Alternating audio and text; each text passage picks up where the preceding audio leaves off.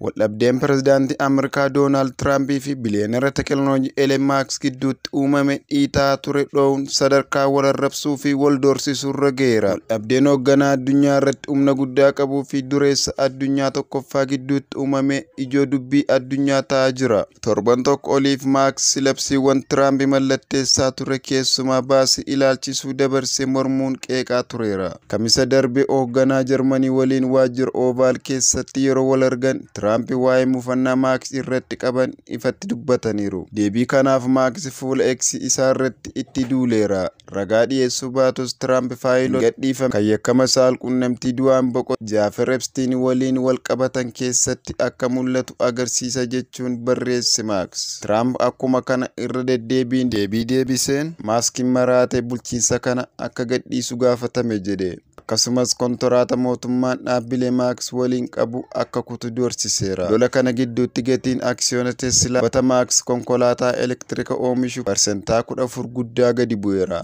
Waldhabdeen kun kan uumame erga Maaksiin torban darbe aangoo mootummaa isaa ifatti gadhiisee booda ture.